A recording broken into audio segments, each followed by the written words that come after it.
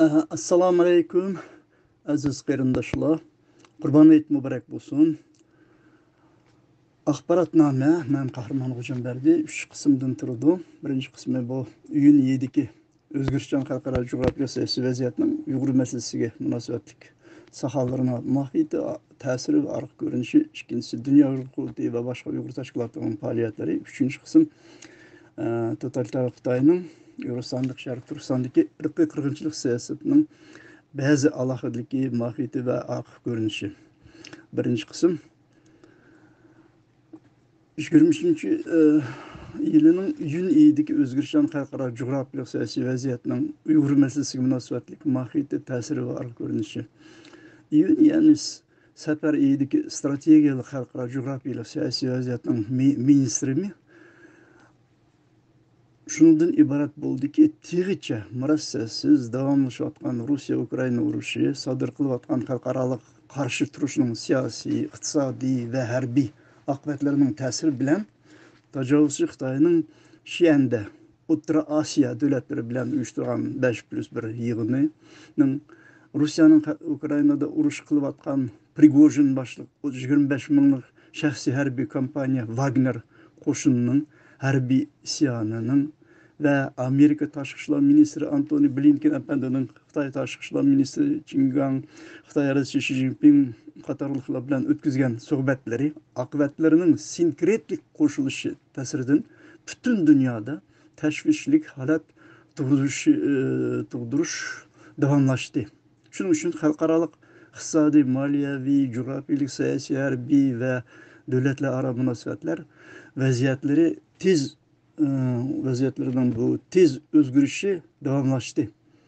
Hamda murakkab xalqaro siyosiy manzara amaliyotda turoqsiz, o'zgarishchan va kaskin raqobatli xarakterini saqlab qoldi. Ming afsuski, mazkur o'zgarishchan strategik, jug'rofiylik, siyosiy, harbiy, iqtisodiy, ijtimoiy vaziyatning oqibatidan xalqaro sahnada maydonga chiqayotgan cho'ng vaqalar Uyg'ur masalasini kun tartibga qo'yayotgan demokratik Amerika boshliq g'arb davlatlarining, BDTning, Yevropa ittifoqining, shundaqla G7 davlatlarining, NATOning diqqatini asosan o'ziga jalb qilishni davomlashtirishi sababli ularning Xitoyga bo'lgan besimi kuchaymadi, ming afsus, va tamoman yetarli bo'lmadi. Yuqorida qayd qilingan tezlar asosida ta'kidlaymizki, iyun oyida Uyg'ur masalasi BDTning xizmat gruppasida, Amerika Davlat Majlisi bilan Tashqi ishlar ministrligida, Fransiya parlamentida, Norvegiyadagi xalqaro Oslo erkinlik munbirida, Finlandiya parlamentida, Chexiya parlamentida va tunji qitim Latin Amerikadagi yana 2 davlat Chili ve Costa Rica qatorliqlarning kun tarafda inson huquqi, demokratiya darisida qo'yildi.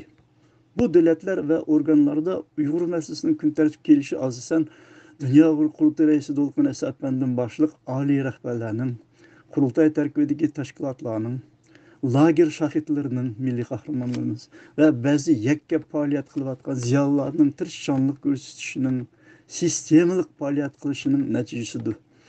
Shundaqla Uyg'ur masalasi xalqarodagi nufuzli inson huquq tashkilotlarida ve ommaviy axborot vositalarida ko'p qitim tilga ilindi.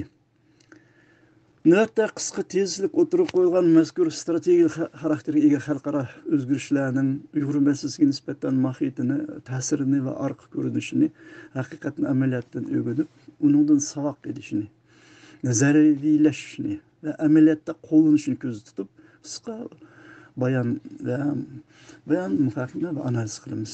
Birinchi, Amerika Qo'shma Shtatlari. Xalqarodagi ishonchli ommaviy axborot vositalaridan va o'zimizning Erkin Aziya radiosi, Duq TV qatorliqlardan ma'lumki, 6-iyun kuni Amerika Tashqi ishlar ministri, ya'ni davlat ministri xalqaro diniy erkinlik Amerika Tashqi ishlar ministrligidagi xalqaro diniy erkinlik bosh elchisi Rashad Husayn 6-oyning 6 kuni Yunnandagi Najiayning masjidning shakli buzg'unchilikqa uchrashiga qarshilik bildirgan Tungan musulmonlarni qo'llaydiganligini bildirgan. Rashid Husayn Twitterda mundaq deb yozgan. Naql: bu vaqa Xitoy Xalq Jumhuriyatining diniy erkinlik va fikr erkinligiga zarba berishini kuchaytirayotganligining yana bir misoli. Köplеген dokladlar Xitoydagi yerlik hukumatlarning, jumladan Şinjan ve Tibet hukumatlarının şu joydagi masjid ve diniy faoliyat sorunlarini cheqib vayron qilayotganligini, bu joydagi millatlarning kimligi ve urf-odatlarini yo'q qilishga urinayotganligini ko'rsatib turmoqda. Biz Xitoyni bu qonunsuz qilmishlarni to'xtatishga davomli chaqiramiz. Aferin. Ma'lumki, mayida ta'sirlik ve seviyelik siyasi Nuri Turkel Efendi, reisligideki Amerika Halka Dini Erkinlik Komiteti 2020 yıllık dünyadaki dini erkinlik vaziyet doğrusu e'lon qilgan dokladida mustabid Xitoyning dini erkinlik ahvolini teg'imi nasharlashgan davlat deb qaralgan bo'lib, Xitoy hukumatining islom dini, xristian dini qatorida dunyoviy cho'ng dinlarni chet elning ideya sistemasi deb qarab davomli yeklayotganligi, cheklayotganligi ve ularni Xitoy Kompartiyasining tuzumi ve ideologiyasiga moslashtirishga urinayotganligi alohida ta'kidlagandi. Endi hakim mutlaqlik Xitoy hukumatining Uyg'uristondagi Sharqiy Turkistondagi avtoxton Uyg'urlarni asos qilgan ve Qozoq, Qirg'iz, O'zbek qatorli turk musulmon xalqlariga qarata irqiy qirg'inchilik ve madaniy diniy genosid siyosatini teg'icha davomlashtirayotganligiga qarshi Amerika Xalqaro diniy erkinlik bosh elchisi Rishod Husaynning Hüseyin Efendi'nin resmi narazılık bildirişi muhim ahmiyetga ega. 70 iyun günü Amerika Devlet Meclisi'nin Avam Palatısı da Xitoy zulümünden keçip çıkan Uygurlara panahlık berişini ilgili sürüş doğruluk bir kanun layıkısı tanıştırılgan. Mezkur kanun layıkısını kongresmenler Jennifer Wexton, Maria Elvira Salazar, Grigori Max, Don Bayer, Gary Connolly qatarlılar tanıştırgan. Erkin Azar Radyosu'nun doktorunun haberlik qaraganda bu kanun layıkısı Amerika'daki her iki partiya maqullan. Uyghur insan hukuki kanun layıkısının münasebetlik maddeleri asası tüzülgenke. Mezkur kanun layıkısı müstabid Xitoy hukumatının depsandiçiligiga uchrayotgan Uyghur ve başka milletlerini panahlık berishga en layık kişiler deb bekitish ve ularni Amerika'ga qabul qilishni osonlashtirishni maqsad qildi. Umuman bu qonun loyihasini tanishish jarayonida Davlat Majlisining a'zolari Xitoy Kompartiyasi Uyg'urlarga yurgizayotgan irqiy qirg'inchilikning insoniyatga qarshi eng qo'rqinchli jinoyat ekanligini, Amerikaning faqat uni ayblash bilan cheklanib qolmay, bu jinoyatning qurboniga aylanganlarni qo'g'dash ve zulmdan qechib chiqqanlarga panoh berishni tezlash kerakligini bildirgan. Aferin. Şunu atab ötüş zarur ki aktif faoliyatçı Roşan Abbas Hanım rahbarlıkta Uygur Hareket Teşkilatı bu kanun layıkısının Devlet Meclisi'de oturup koyuluşu için alohida kuch sarf qilgan. Alkışlaymiz. Amerikalık Uygurlar için muhim ehemmiyetga ega ve Amerika'da ikinci derecelik panahlıkka eriştirdiğin mezkur kanun layıkısı 2023 yılı kanun süpüde qabul qilishini ümit qilamiz. Bir qabul qilishini. 13. iyun günü Amerika Devlet İşleri Ministerliği yani Tashqi ishlar Ministerliği dünyadaki her qaysi devletler ve rayonlardaki adam kaçakçılığı vaziyeti şundaqla her qaysi devletler hükümetlerinin bu cinayetke zarba berish tirishchanligi baholanib derecege ayrılgan yıllık doklad e'lon qildi. Muhimi hakimiyetlik Xitoy dünyada adam kaçakçılığı vaziyeti en nachar bo'lgan 3. dereceden deki devletler qatorida ko'rsatilgan.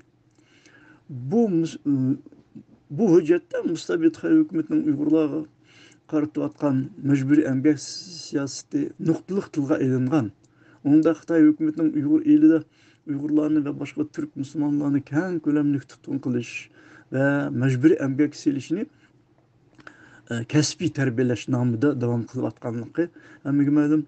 Ularni Xitoy o'lkasidagi zavodlarga majburiy ve taqdid silish qatorli vositalar orqali yetkazayotganligi, buni Uyg'urlarga ziyonkashlik qilish siyosatining bir parchasi sifatida qo'llanayotganligini to'liq hujjatda izohlangan. Eng muhimi Amerika Tashqi ishlar Ministerligi mazkur dokladda Kommunist Xitoy hukumatining Uyghur elidagi lagerlarni majburiy emgak o'rinlarini bekor qilishni, xohlagancha tutqun qilishni darhol oyoqlashtirishni, tutqunlarni qo'yib etishni ve ziyonkashlikka uchraganlarga to'lam berishni talab qilgan. Ashkallah. Navbatda xalqarodagi ishonchli ommaviy axborot vositalarining Erkin Aziya radyosu doktoru şu cümleden şularning ma'lumotlarini o'rganish, analiz qilish asosida 18-19 may kunlari nima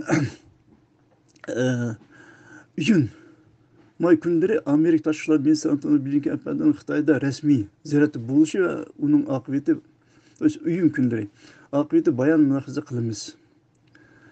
Mazkur ziyorat xalqaro zo'r qiziqish va bas munozara va hatto g'ulg'ula paydo qildi. Uning ustiga bevosita Uyg'ur masalasining kelgusi uchun Antony Blinken afandining Beijing ziyoratining jarayoni va oqibati muhim siyosiy ahamiyatga ega deb ta'kidlasak mubolag'a bo'lmaydi.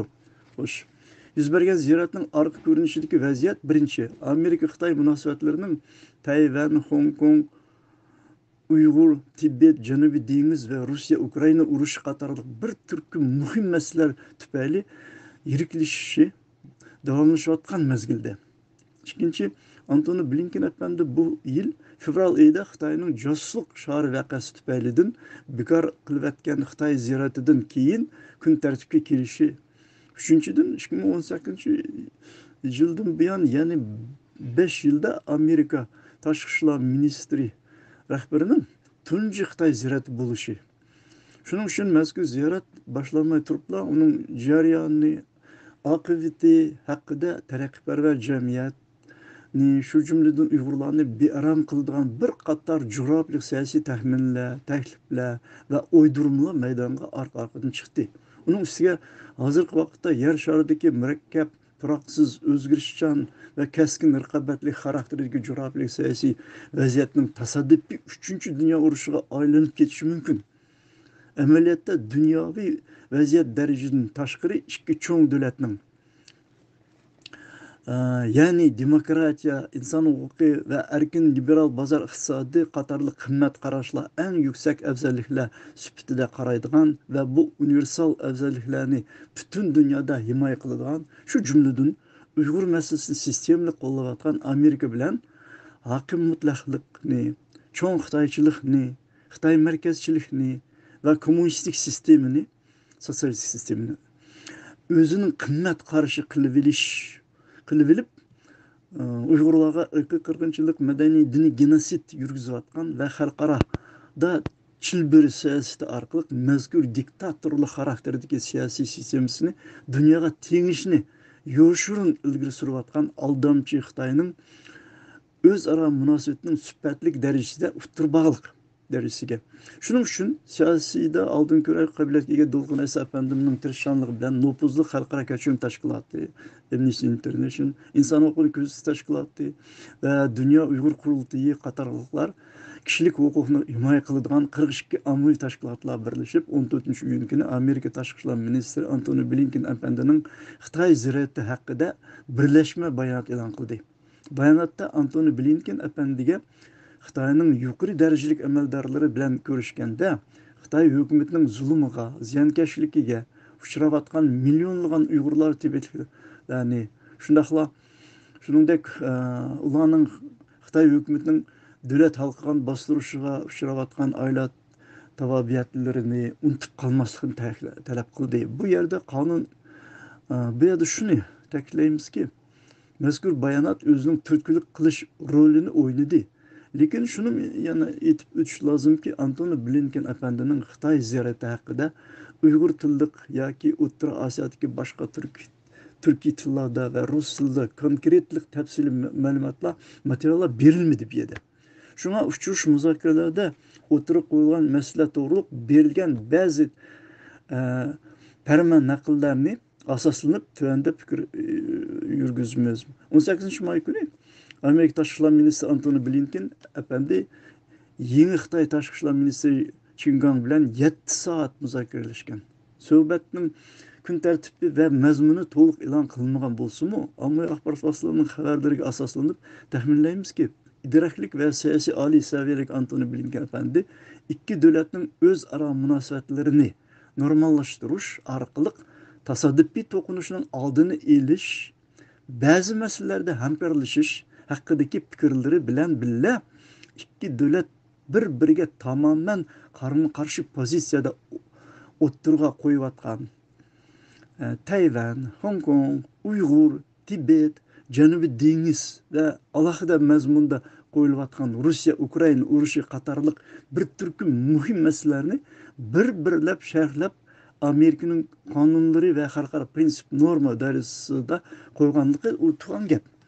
Bu yerda hokim mutlaqlik qazisab Xitoy hukumatining mazkur masalalardagi zamonimizga loyiq emas diktatorlik ve Xitoy xarakteridagi pozitsiyasini xalqarodagi barliq nopuzluq tashkilotlar, BDTga a'zo davlatlar hamda Uyg'urlar yetarlik biladi. Xitoy Kompartiyasining bosh kotibi Shi Jinping tanlab ilib oliy lavozimga o'tirgan Qingang kommunist Xitoyning mavjudum davridan buyongi kona an'anasi bo'yicha Xitoyning ichki ishlariga aralashmaslik, amaliyotdagi mustaqil demokratik davlat ve Amerika alohida qonun bo'yicha himoya qilayotgan Tayvan haqida Tayvan Xitoyning ayrilmas bir qismi, bir o'lkasi. Amerika Tayvan ishiga aralashib Xitoyning davlat xavfsizligiga ziyon yetkazishni to'xtatish kerak. Yana atalmış Şinjan Uygur Avtonom Rayonunda ırkı kırgınçılık ve lagerler yok, insan hukuku meselesi yok, dini erkinlik hürmetlenidu. Bu mesele Amerika başlı G'arbning uydurması qatarlıq ak qarını to'liq ostini ustun qilib, ustiga chiqqan hiylagar aldamchi Xitoyning pozitsiyasini ilgari surdi. Hamda bir vaqtda Amerika bilan yaxshi xo'p bo'lishni maqsad qilib, savdo setiqda o'zaro yenikchilik qilish, ba'zi chekmalarni elib tashlash qatorliq ak kök degini çoğun Xitoychil kommunistik Xitoy diplomatiyasının adli usulü bu. Uçuruş jarayonida Mahir Siyason Antony Blinken efendinin Uyghur meselesini Amerika Tashqi ishlar ministrligida keliblaşkan ko'z qarash doirasida, shu jumladan inson huquqi bo'yicha o'tirib qo'yganligi shak shubhasiz.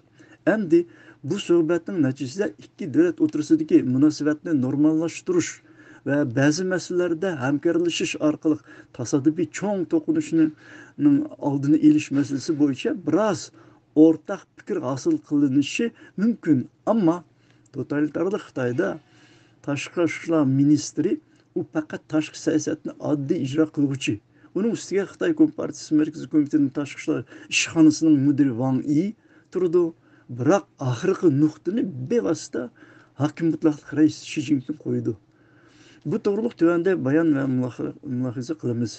Shu kuni Amerika Tashqi ishlar ministri Antony Blinken efendi Kompartiya siyosiy byurosi a'zosi Markaziy komitetining tashqi ishlar idorasining mudiri Qu Siyason Wang Yi bilan uchrashib suhbatlashdi. Mazkur suhbat haqida hech qanday material berilmadi. Biroq har holda biz topamiz. Biroq Xitoy amaldorlarining ish bajarish an'anasiga tayinib shuni ta'kidlashga bo'ladiki, Qinggangning o'ziga o'tgan suhbat haqidagi Qinggangning o'ziga yetgan suhbat haqidagi dokladiga ve bevosita maxfiy un ve sin olg'u orqali egilgan materialga asoslanib hamda xo'jayini Shi Jinpingning yo'l yo'riqi bo'yicha Wang Yi Amerika tashqi ishlar ministri Antony Blinken efendi bilan bo'lgan suhbatda ba'zi masalalarni eng avvalo o'zaro hamkorlashish, Ukrayna meselesida Xitoyning vasitlik qilish taklifi bo'yicha ve savdo setiq sohasiga oid masalalarni biroz padazlab tahlil qilganligi yuksak ehtimolga ega. Bunu biz her iki tarafning muxbirlari bergan suhbatidan ko'ra olamiz. 19-iyun kuni Amerika tashqi ishlar ministri Antony Blinken efendini Xitoy raisi Shi Jinping qasddan kechiktirib qabul qildi. Albatta, hammani oldin ola tayyorlaydigan Xitoy raisi bu resmi programmada e'lon qilinmagan uchrashga tayyorlik qilganligi turgan gap. Keyingi vaqtda Amerika Xitoy munosabati izchil yomonlashayotgan vaziyatda yuz bergan mazkur uchrashuv pakti, ya'ni Antony Blinken efendining Qingang ve Yang Yi qatorliqlar bilan uchrashuvlarining natijasida Amerika ve Xitoy o'rtasida o'zaro munosabatni normallashtirish orqali tasodifiy to'qinishning oldini olish, ba'zi masalalarda hamkorlashish, shu jumladan Rusya Ukraina urushi meselesi ve savdo setiq masalalari qatorliqda o'rtaq marsaga qarab yuzlanganligidan derak berdi bu. Albatta 35 minut davomlashgan uchrashuv, ya'ni kelib tarjimon orqali suhbatda ikki taraf muhim masalalarni, shu jumladan butun dunyoga e'lon qilishni xohlagan masalalarni atab o'tish ve muhim problemalarga nuqta qo'yish bilan cheklandi desak, haqiqatan izoh bo'lmaydi.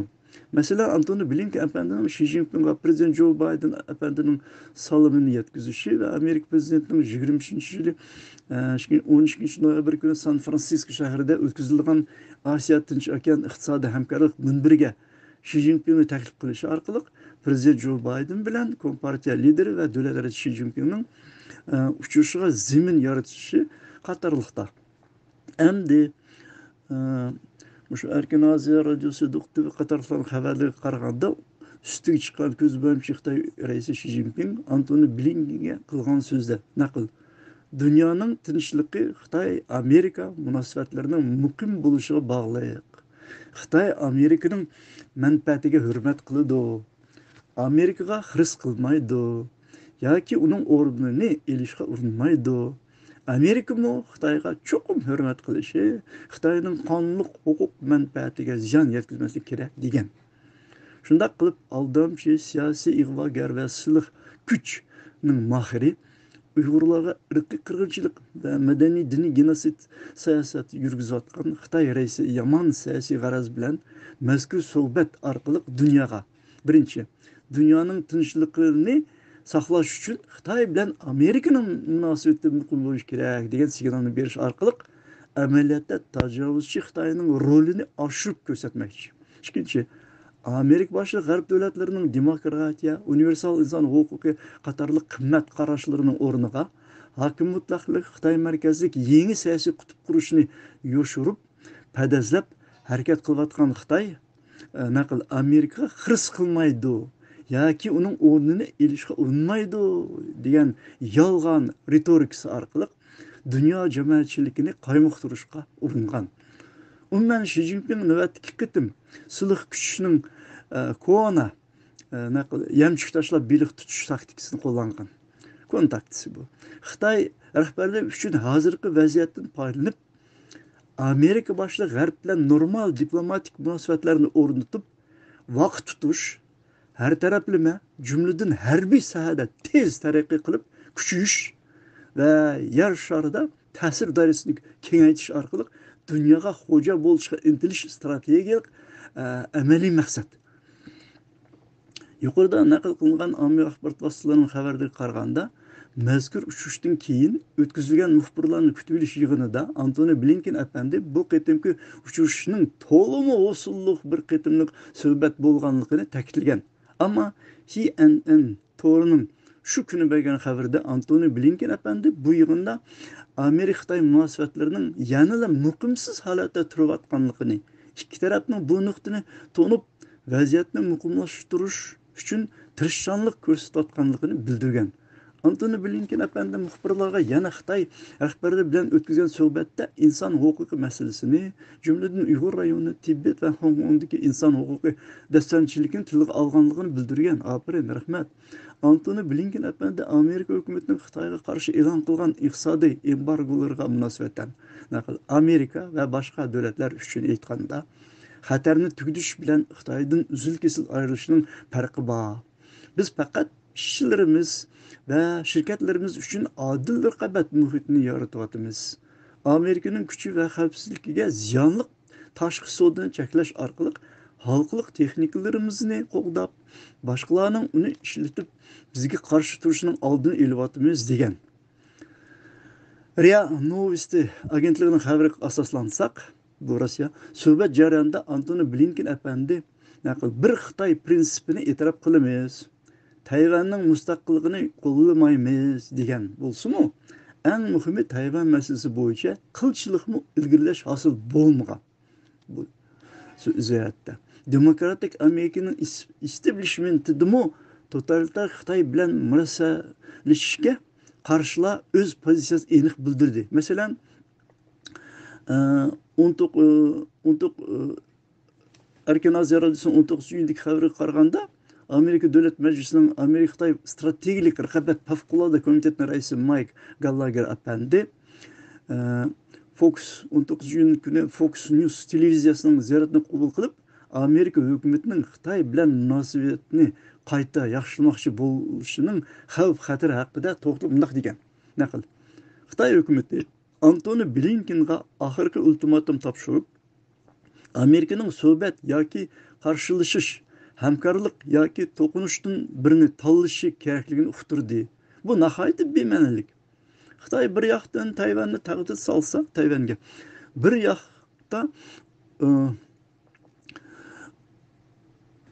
bir yoqda kuch to'plab yeni to'qinish va xatarga tavakkul qilyotidi. Bundaq natijasiz suhbatlar bizni mudofaadan behudlashtirdi. Xitoyga o'zini o'ngshaverish fursati berdi.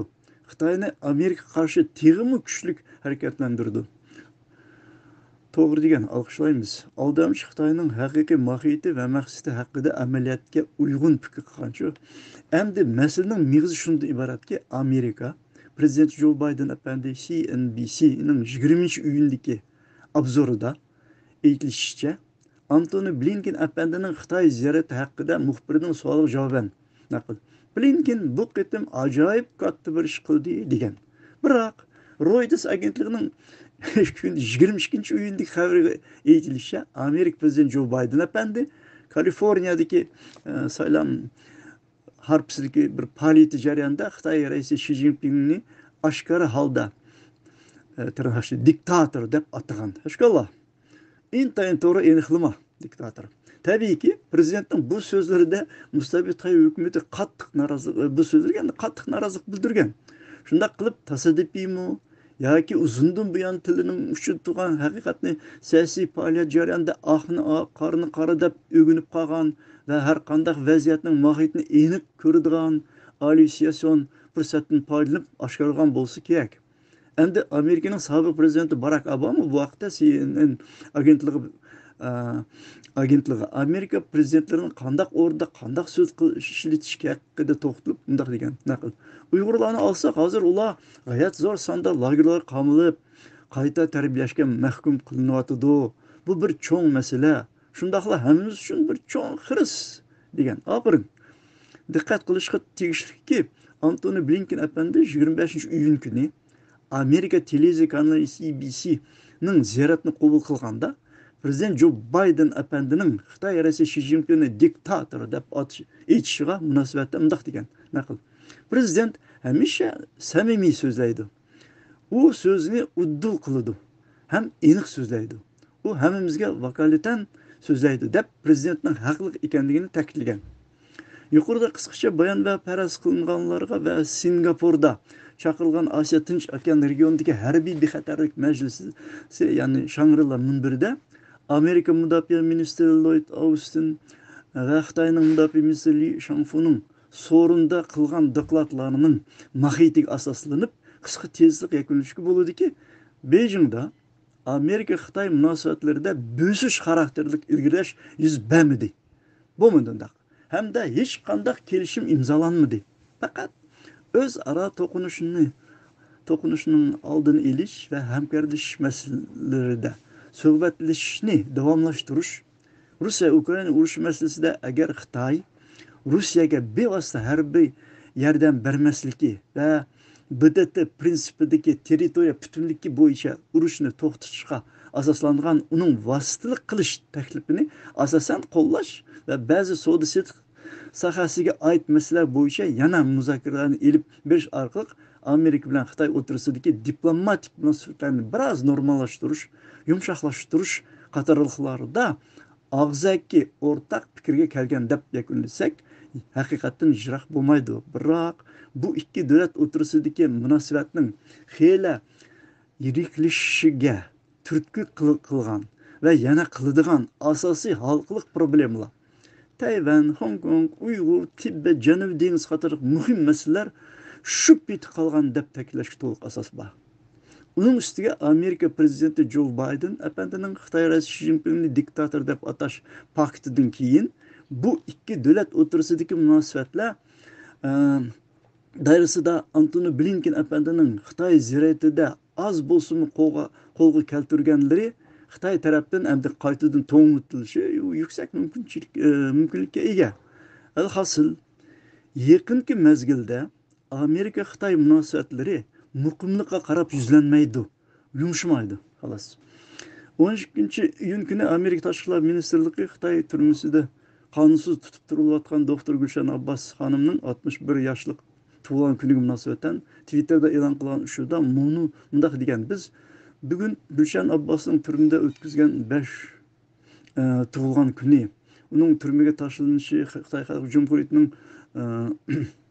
Şinjan'daki Müslüman Uygurlar başkalarına qaratgan ve heyliman devam kılayotgan irqiy qirg'inchiligi va inson qarshi jinoyatning bir qismidir. U darhol qo'yib berib, oilasiga bilan jam bo'lish kerak degan. Alqishlaymiz. 13-iyun doktor Gulshan Abbos xonimning tug'ilgan kuni munosabati bilan yana Amerika Davlat Majlisi qaramog'idagi Xitoy ishlari komiteti, Amerika Xitoy strategik raqobat favqulodda komiteti qatorlar va hamda yana Davlat Majlis a'zolaridan Yan Kim xonim, Raja Krishnamurti qatorliqlarni bayonot e'lon qilgan. Yan Kim xonim bayonotida bunday degan: Gulshan Abbos Uyg'ur bo'lganligi uchun tutqun qilingan. Men Xitoy Kompartiyasini haqsiz yerga tutilgan Gulshan Abbosni darhol ozod qilishga chaqiraman degan ashkallah. Shundaqla Yevropa parlamentining a'zolari Miriam Leksman va Engin Aroğlu va Erkinlik Sariyi Xitoyda inson huquqini qo'g'duvchilar Tom Lantos kishilik huquq fondi qatorliq inson huquqiy organlarimi chaqiriq e'lon qildi. Bularmi Gulshan Abbos xonim va shundaqla begunoh mahbuslarning shartsiz qo'yib berilishini talab qilgan. Ma'lum bo'lishicha, Gulshan Abbos xonim Xitoy hukumati tomonidan 2018-yil 10 sentyabr kuni, ya'ni singlisi Gulshan Abbos xonim Amerikadagi Hudson institutida Uyg'urlarga yuzatgan zulm haqida so'z qilib, 6 kundan keyin g'ayib qilib etilgan. Oradan 2 yildan ortiq vaqtdan keyin uning Xitoy hukumati tomonidan sotlanib 20 yillik qamoq jazosiga hukm qilinganligi oydinlashgan. Mayda BDT inson huquq kengashining xalqancha tutqunga qarshi turish xizmat gruppasi Xitoy tomonidan tutqun qilingan tipik 3 delo haqida tekshirish dokladi e'lon qilib, Xitoyning atoqli jurnalist Qurbon Mahmud Bag'dashtovning qurg'uvchisi Akbar Asad va doktor Gulshan Abboslarning delosida xalqaro qonun, ahdnoma, hatto Xitoyning ichki qonunlariga xiloflik qilinganligini e'lon qilinib, xalqarada ta'sir qo'zg'agan edi. Amerikaning Birlashgan Davlatlar Tashkilotidagi vakili BDTning bosh shtabida o'tkazilgan munozara yig'inida Uyg'ur qirg'inchiligi hamda Uyg'urlar duch kelayotgan insoniyat qarshi jinoyatlarni yana bir qatim tilga olgan. Amerika vakili bunday degan: Xitoy hozirmi Xinjiang rayonida Uyg'urlar va boshqa diniy jamoatlarga qarshi qirg'inchilikni va insoniyat qarshi jinoyatlarni davom qilyotdi deb ko'rsatgan. U yana BDTning irqiy kamsitishni tugutish komitetining Uyg'urlar duch kelayotgan vaziyatni jiddiy ahvol deb qarab, 2020-yil noyabrda bu ishlarni BDTning bosh kotibining ziyonkashlikka uchragan xalqlarni himoya qilish majburiyati bo'yicha maslahatchilikni ustiga elishga kishilarga yetkazganligini yana bir qatim eskartgan. Shunday qilib, Uyg'ur masalasidagi irqiy qirg'inchilik fojiasi yana bir qatim BDTda Amerika diplomat tarafidan o'tirib qo'yilishi muhim siyosiy ahamiyatga ega. Shu yuqoridagi bobda o'tirib qo'yilgan faktlar Amerika munosabati asosida shuni yakunlashga bo'ladiki, cho'ng jihatdan Uyg'urlar Amerika Xitoy munosabatlarining demokratiya, inson huquqi va erkin liberal bozor iqtisodi hamda millatlarning o'z taqdirini o'zi erkin belgilash prinsip normalari qatorliqlarga qat'iy rioya qilish orqali normallashishini xohlaydi. Lekin Uyg'ur masalasi doirasida, ya'ni kelib Xitoyning irqiy qirg'inchilik va madaniy ruhiy genosid siyosatining davomlashayotgan mezgilida mazkur ikki bir-biriga tamoman qarama-qarshi sivilizatsiyaga taalluq davlatlarning o'zaro munosabatlarining teg'imi kaskinlashishini, aniqroq aytganda demokratik Amerikaning ittifoqdoshlari bilan birlikda ustiga chiqqan hiylagar aldamchi mustabid Xitoydagi cho'ng davlatga faqat intayin qattiq va har taraflama embargolarni orqa-orqadan ishlatish orqali uni tiz buktirishga hamda insoniyatga qarshi sodir qilgan jinoyatlar uchun BDTning xalqaro sotiga jazoga tortishga o'xshash strategiyalik xarakterga ega jug'rofiyaviy siyosiy masalani hal qilishini umid qiladi Uyg'urlar. Shundaq yoki buning o'xshash vaziyat maydonga chiqqan hamon dunyo qurultiy rahbarlari va uning yo'lboshchiligida barliq tashkilotlar bunday fursatga mumkin qadar yaxshi nazariyaviy va amaliy tayyorlik ko'rishi orqali darhol vaziyatga mos keskin harakat qilishi Uyg'ur masalasining faxrsiz taqozosi deb hisoblayman. Fransiya. Birinchi o'yin kuni Fransiyaning yuqorqi parlamentida Uyg'ur majburiy emgakka chetishlik mahsulotlarini cheklash qaror loyihasi bilet tashlashga qatnashgan 144 ovozning to'liq qo'llashi bilan ma'qullangan. Muborak bo'lsin.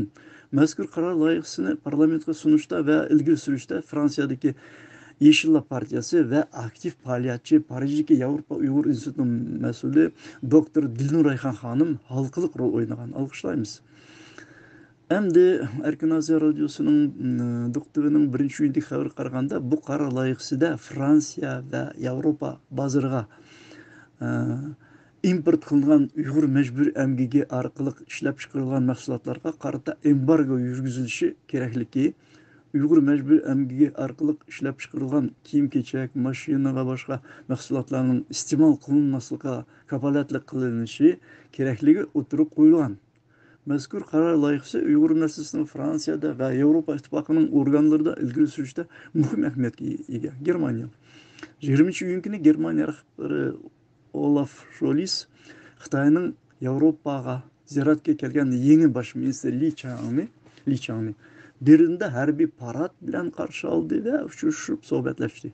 Bu uchrashuvning Uyg'ur masalasiga munosabatdan muhimligi shundan iboratki, Olaf Scholz hukumatda 14-iyun kuni tunji qitim davlat xavfsizligi strategiyasini e'lon qilgan bo'lib, uningda Xitoyning butun dunyoga selayotgan tahdidning barg'ansi kuchayotganligi, Rossiya Ukrainaga hujum qilgandan keyin Germaniya hukumatining endi diqqat nuqtasini iqtisodiy manfaatdan ko'ra jo'rabiyalik siyosiy nishonga bakrak markazlashtirganligi ifodalangan. Uning ustiga Germaniya 3-oyda ommaviy axborot vositalarida e'lon qilmagan yangi Xitoy strategiyasini nomli hujjatni ishlab chiqqan. Ba'zi bir insiderlar nimlar xabar qilyapti. Uningda Xitoyga bo'lgan Xitoyga bo'lgan tayinishni azaytish, qimmat qarashlari o'xshash bo'lgan davlatlar bilan ishbirlik qilish, Xitoyning Yevropaning asosiy ul asliga qurilishlariga va yuqori texnologiya sohasiga mablag' selishini cheklash degandek Xitoy iqtisodi va obraziga zarba elib keladigan sohalar yozilgan ekan. Ammo ma'lum bo'lishi har ikki hujjatda Germaniya garchi Ukraina urushida Rossiyani qo'llayotgan Xitoyni ayblagan bo'lsa-mu, Tayvan, Uyg'ur masalasi qatorida tilga ilinmagan.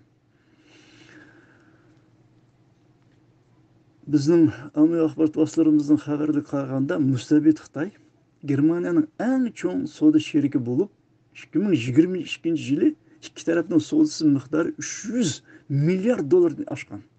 Shuning uchun Yevropaning lokomotivi endi Uyg'uriston adabiyoti parovozi bo'lgan demokratik Germaniya mazkur tovar oylimini saqlab qilish va teg'imi taraqqiy qilishni maqsad qilib, Tayvan, Uyg'ur masalasi, asosan irqiy qirg'inchilik masalasi qatorliqlar xalqarada g'ulg'ul qo'zg'ayotgan o'tkir masalalarni suhbat jarayonida faqat inson huquqi doirasida, tar doirada qo'ygan bo'lishi mumkin deb ta'kidlasak xatolashmaymiz. Shuni bilish lozimki, xalqaro sorunlarda asosan BDT Yevropa parlamenti G7 qatorliqida Germaniya Uyg'ur irqiy qirg'inchiligi bo'yicha Xitoyni ayblash, uni to'xtatish uchun harakat qilyapti. Mushu vajdan uning sirtqi siyosatini olqishlaymiz va hamda demokratik Germaniya mustabid Xitoy bilan bo'lgan munosabatini tubdan o'zgartib, Xitoyning Uyg'urlarga yuzlayotgan siyosatini irqiy qirg'inchilik ve insoniyatga qarshi jinoyat deb qaror ilishini hamda Xitoyga embargolarni e'lon qilishni umid qilamiz. Finlandiya. 6-iyun kuni Finlandiya parlamenti Uyg'ur irqiy qirg'inchiligi haqida jazo lagerlari shahidlari milliy qahramonlarimiz aktiv faoliyatchi Qalbinur Sidiq xonim bilan Gulbahor Xatoji xonimning guvohlik berishi bo'yicha yig'in o'tkazilgan. Alqishlaymiz. Erkin Aziya doktori qatorliqlarning bergan xabarlariga asoslansak, mazkur guvohlik berish yig'inini Dunyo Uyg'ur quvvati bilan Finlandiya parlamentining inson huquqi komiteti birlikda uyushtirgan. Yig'inga qurultayning parlamentlar aro aloqa ishlari mas'ul xodimi Marilena Stegbauer ханым катнашкан. Финляндия парламентінің инсан укугу комитетінің рәисе Инка Хопсу ханымның риясатчылыгыда чакырылган йыгында Калбинур Сыдык ва Гүлбахар Хатважи ханымлар Финляндия парламент ва өкмөт азаларга, инсан укугу мәсьәлләргә мустабит Xitoy hökumətinin Uyg'uristonda, Sharqiy Turkistonda tüp yerlik Uyg'urlarga asas qilgan, tüp yerlik Uyg'urlarni asas qilgan va Qozoq, Qirg'iz qatorliq turk musulmon xalqlariga qarata jazo lagerini markaz qilib davomlashtirib atgan dahshatlik irqiy qirg'inchilik va madaniy diniy genosid siyosatining bevosita o'zi ko'rgan, daxil bo'lgan va anglaganlarni, shu jumladan bu jazo lagerlaridagi tan jazosi, jinsiy zo'ravonlik, dahshatli qiynash, majburiy emgak to'g'risida pokitlik guvohlik bergan. Qalbinur Sidiq va Gulbahor Xatvaji xonimlarning pokitlik va muhim ta'sirlik nutqlari yig'in qatnashgan ba'zi hukumat xodimlarining ko'zlariga yosh kelgan. Ashkallah.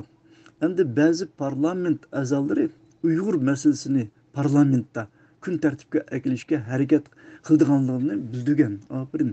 Ma'lumki, Qurultay rahbarligi bu faoliyatni tashkillashidagi maqsadi Demokratik Finlandiya hukumatini Xitoyning jinoiy qilmishlarini Amerika va Yevropadagi 10 davlatning irqiy qirg'inchilik va insoniyatga qarshi jinoyat deb e'tirof qilgan demokratik davlatlarning sepiga qo'shilishini talab qilish. Shuning uchun lager shohidlari aktiv faoliyatchi Qalbinur Sidiq xonim, Gulbahor Xatvaji xonimning Finlandiya parlamentida Uyg'ur irqiy qirg'inchiligi haqida guvohlik berish faoliyatining muvaffaqiyatli bo'lishi muhim ahamiyatga ega. Norvegiya 13-14 kunlari Norvegiya poytaxti Oslo shahrida xalqaro 2023-yillik Oslo erkinlik munbiri nomli yig'in o'tkazildi. Mazkur ko'plagan davlat va rayonlardan kelgan to'nilgan siyosiy arboblar, inson huquqiy tashkilotlarining vakillari, siyosiy faoliyatchilar va tijorat sohasidagi arboblar ishtirok qilgan forumga milliy qahramonlarimiz, lager shohidlari Qalbinur Sidiq xonim bilan Gulbahor Xatvaji xonim qatnashib nutq so'zladi. Shundaqla mazkur munbirga ularning so'zi naq maydonda inglizchaga Angliyadagi Qurultayning ishxona mudiri, aktiv faoliyatchi Rahima Mahmud xonim tarjima qilish orqali qatnashdi.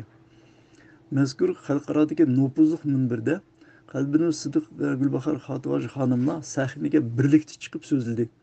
Ularning Xitoy hukumatining jazo lagerlaridagi Uyg'ur irqiy qirg'inchiligi haqidagi ta'sirlik nutqi yig'in ahlini zilzilaga solgan.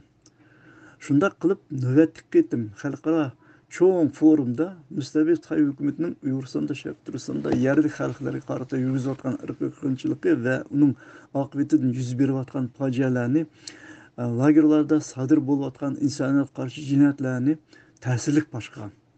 Bunun üstüge ular yana özleri çetelge kutulup çıkandan keyin bu zulümni dunyoga oshkorilganligi uchun qandaq bedellerini to'laganligini bayon qilganda zal ichida guldiras olqishlar yangragan. Ashkallah. Qalbinur Sidiq xonimning Erkin Ozoy radiosunun muxbiri bergan suhbatida bu yig'in ilgari o'zi qatnashgan har qanday yig'indan bakrak cho'ng ta'sir paydo qilgan. Nurg'un kishilar ularga yesdoshligini ifodalagan bo'lsa, yana nurg'un kishilar ularni o'z davlatlariga taklif qilishgan. Bu yaxshi aferin. Ko'rinib turibdiki, Qalbinur Sidiq va Gulbahor Xatvaji xonimlar keyingi vaqtda xalqaro so'rinlarga qatnashganda oldin ola tayyorlik ko'rib, pash qiladigan paktlarni sistemlashtirib so'zlashga tirishyapti. Bu bizning faoliyatchilarimizga diqqat qiladigan masala. Qalbinur Sidiq va Gulbahor Xatvaji xonimlarning xalqaro Oslo erkinlik munbirining sahnasida elib borgan faoliyatlari Uyg'ur masalasining yer sharida anglatish hamda totalitar Xitoyning irqiy qirg'inchilik siyosatini to'xtatish uchun muhim ahamiyatga ega deb ta'kidlasak mubolag'a bo'lmaydi. Asli Oslo erkinlik munbiri 2009-yil bosh shtabi Nyu-York shahridagi inson huquq fondi tarafidan tunji qitim yo'l qo'yilgan. Hozirgacha bu forumda Uyg'urlardan tunji bo'lib 2010-yil Qurultay raisi sobiq raisi Rabiya Qodir xonim, 2019-yil atoqli advokat, ta'sirli siyosatchi Nurturga apandi, 2020-yil Erkin Ozoy radiosuning xodimi Gulchehra Xo'ja xonim, 2020-yil turmadagi doktor, folklorshunos Alima Rahilam Davudning qizi Aqida Polat, 2022-yil atoqli Uyg'ur ziyolisi, dotsent va muddatsiz qamoq jazosiga kesilib turmaga tashlangan Ilhom To'xtining qizi Javhar Ilhomlar qatnashib so'z qilgandi.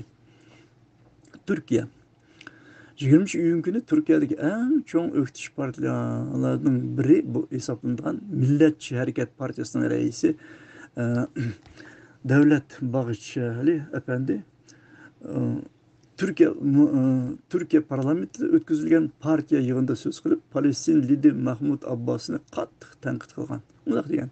Palestin prezidenti Mahmud Abbas Beijing'da Xitoy davlat reisi Xi Jinping bilan uchrashganda adamning qattiq g'azabini qo'zg'aydigan so'zlarni qilibdi. O, yani Mahmud Abbas demek. Bazılar oturuğa koyuvatkan Şinjan meselesi, insan hukuku meselesi, Bazılar oturup koyuvatkan Şinjan meselesi, insan hukuku meselesi emas. Belki Xitayning terrorlukka, aşkınlıkka ve bölgünçülük karşı kuruşudur. Palestin her daim Xitayga işinidir. İsrail bilen Palestin o'rtasidagi to'qnashuvda Xitayning kelishtirguchi bo'lishini talab qiladi degan. Bu sözlerden deyişken Mahmud Abbas'ın vicdanı şidaptı diyen Devlet Bahçeli Efendi. Aferin.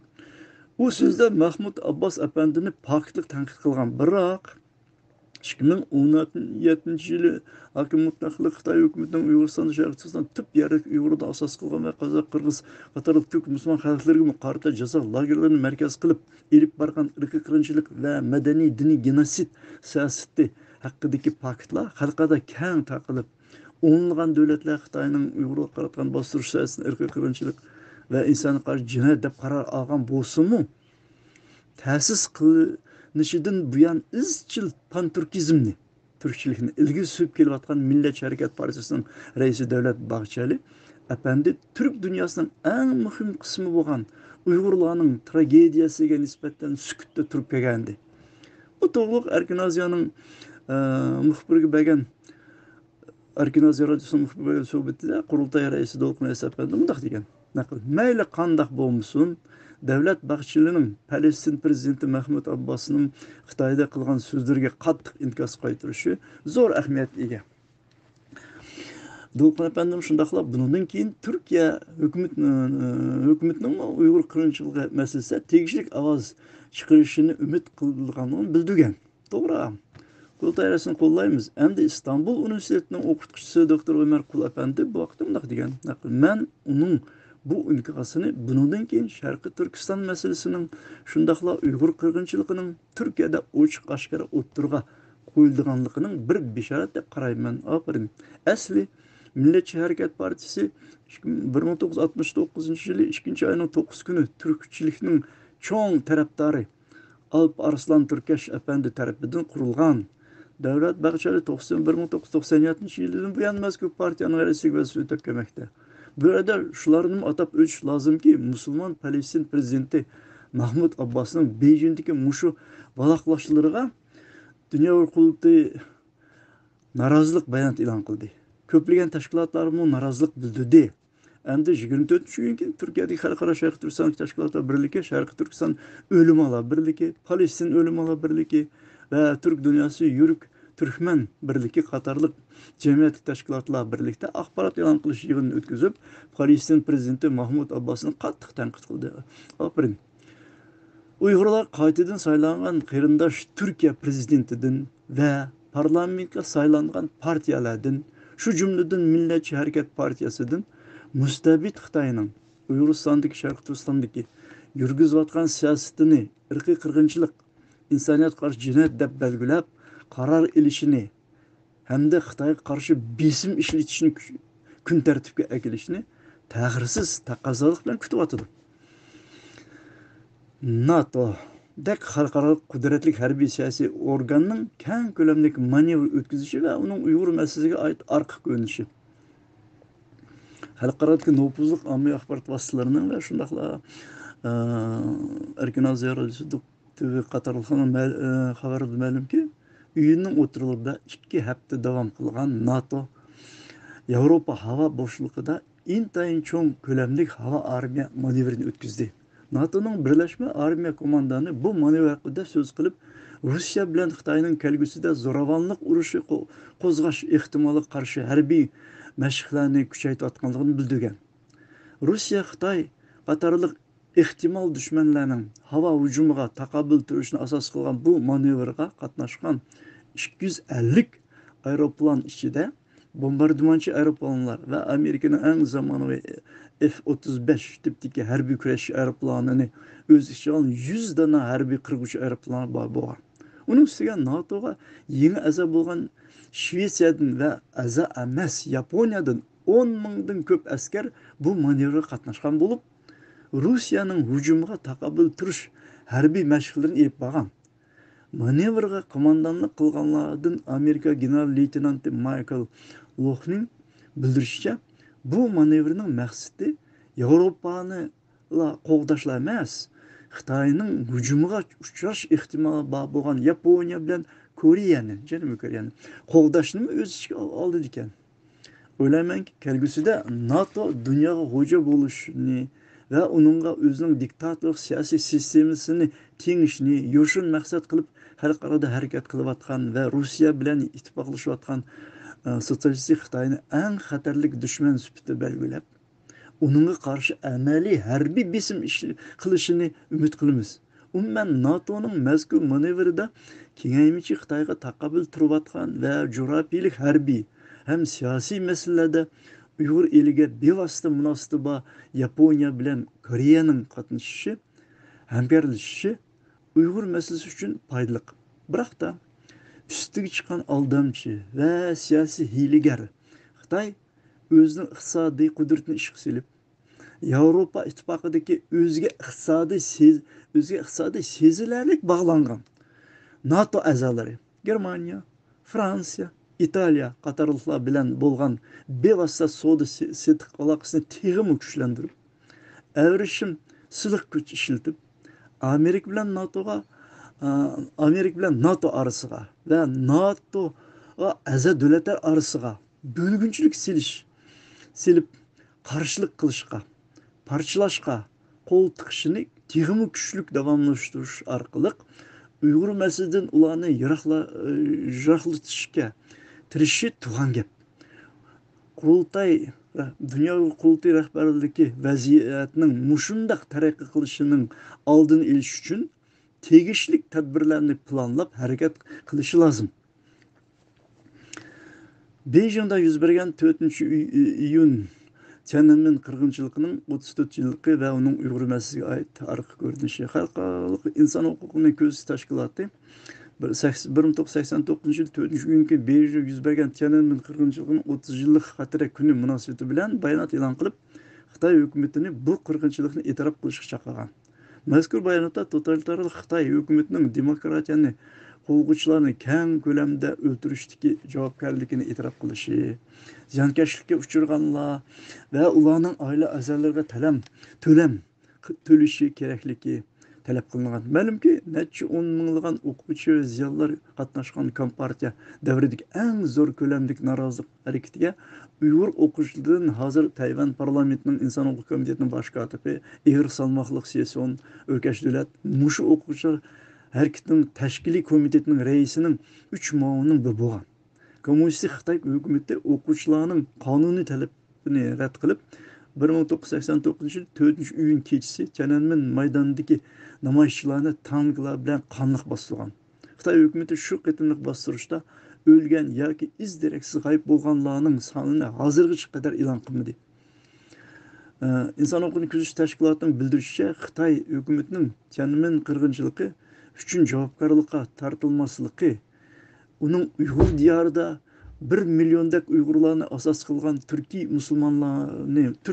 musulmonlarni tutqun qilishi, Hong Kongda erkinlikni bostirishi va yo'l ochgan omillarning biri ekan. Aferin. To'g'ri fikr.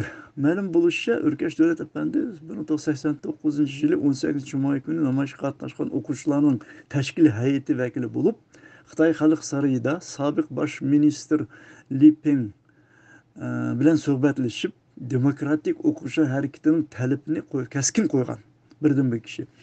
O'rkash Davlat Apandi Erkin Aziyo radiosining muxbiriga bergan suhbatida degan naql: biz cho'qim bu kunni xotirlashimiz kerak. Chunki qotil teg'icha sirtda jazoga tortilmadi. Butun dunyo mushundaq bir vahshiy, qonxo'r hokimiyatning jinoiy javobgarligini surishti qilishda mag'lub bo'ldi. Bu kun faqat xotirlash kuni emas, balki biz shu hayotini demokratiya uchun qurbon qilgan yoshlarga ular bergan qurbonligini unutib qolmaganligimizni, ular tugatilmagan vazifani bizning ular tugatilmagan vazifani bizning davomlashtirayotganligimizni ifodalaydigan bir kun.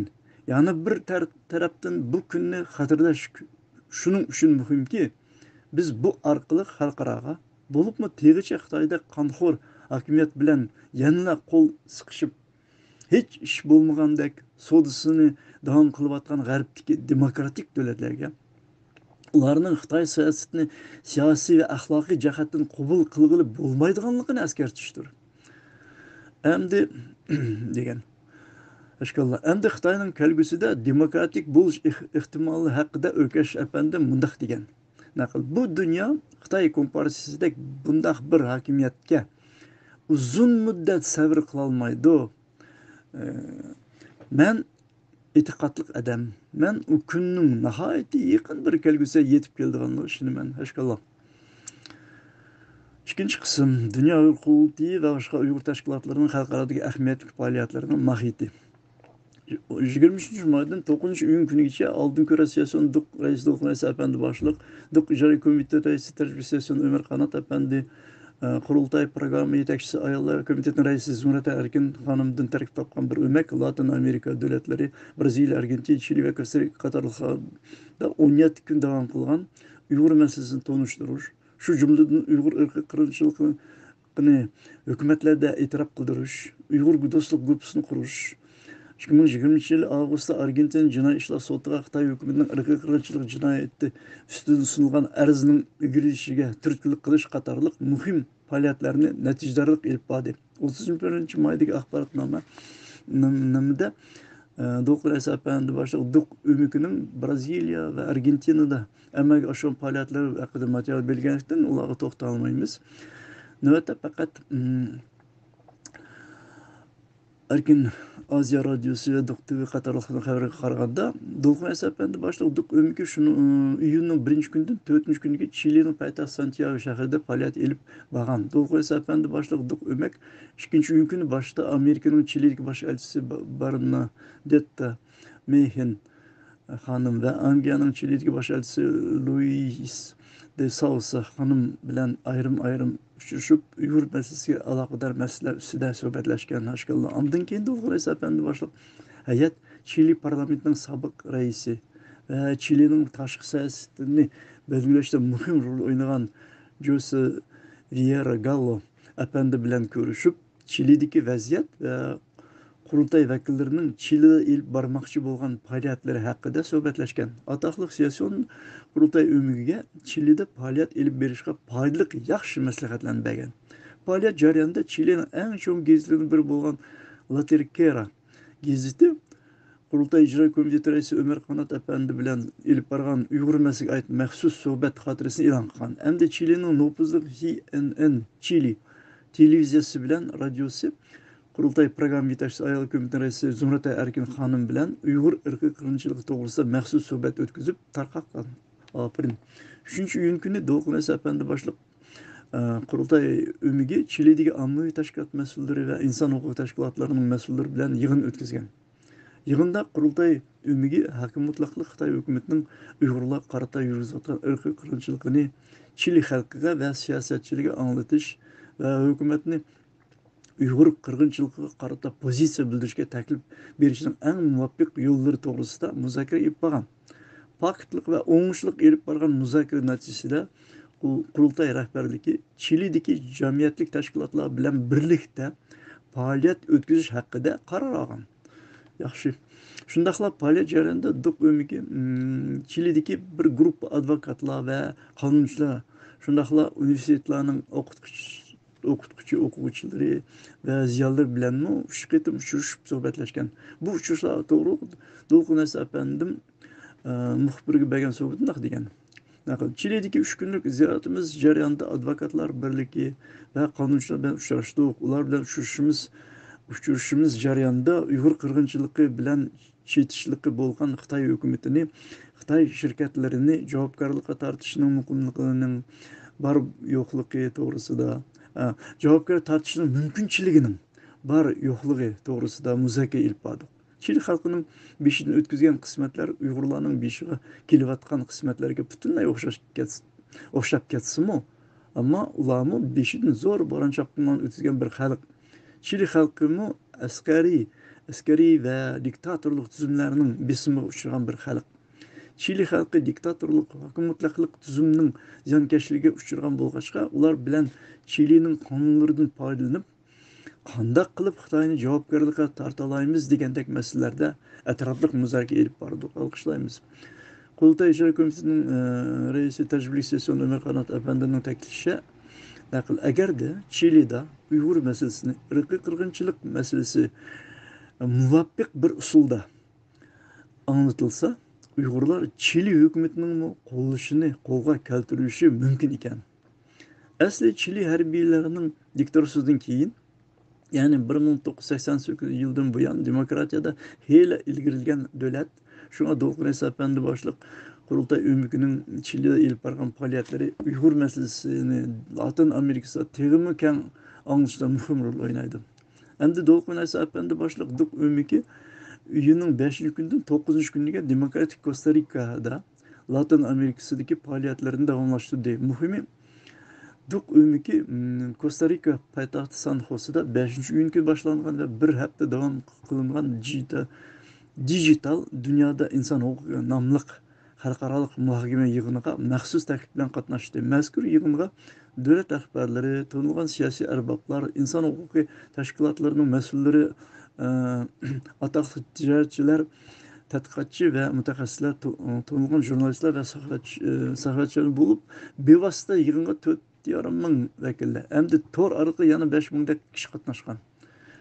Eng muhimi, bu xalqaro inson huquqi forumida sahifanlarning yordami bilan Dolqin Apandi boshliq Qurultay o'miki maxsus bir minbar qurib faoliyat olib borgan. Duq hay'ati mazkur minbar orqali yig'in ishtirokchilariga mustabid Xitoyning Uyg'uristonda, Sharq Turkistonda avtoxton Uyg'urlarni asos qilgan va Qirg'iz qator turk musulmon xalqlari qarata digital texnikasini keng qo'llanishi orqali irqiy qirg'inchilik va madaniy diniy genosid yurgizayotganligini va nazorat sistemasini haqida faktlik ma'lumotlar bergan. Apirin.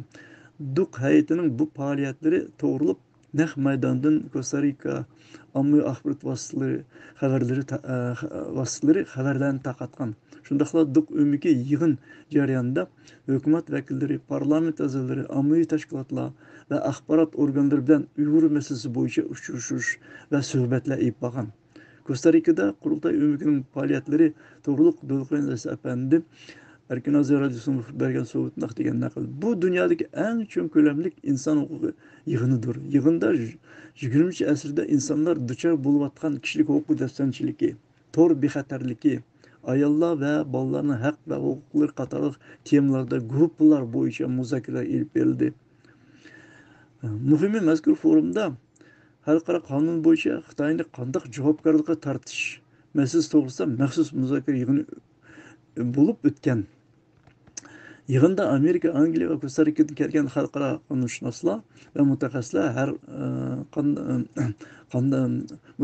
qanday qilib Uyg'ur masalasini xalqaro qonun bo'yicha hal qilishning yo'llari to'g'risida muhokama olib borgan. Hashkalloh. Umuman Dolqin Ömer Qanot apandilar va Zumrad Erkin xonimlarning ta'kidlashicha, Latin Amerika davlatlari, Braziliya, Argentina, Chili va Kosta-Rika qatorliqlarda demokratiya va inson huquqi masalasiga alohida ko'ngil bo'ldi. Agar Latin Amerikasidagi mazkur davlatlar Uyg'ur irqiy qirg'inchiligi haqida qaror olgan bo'lsa, uning ta'siri Latin Amerikasidan xalqaroga zo'r ta'sir qilishi mumkin.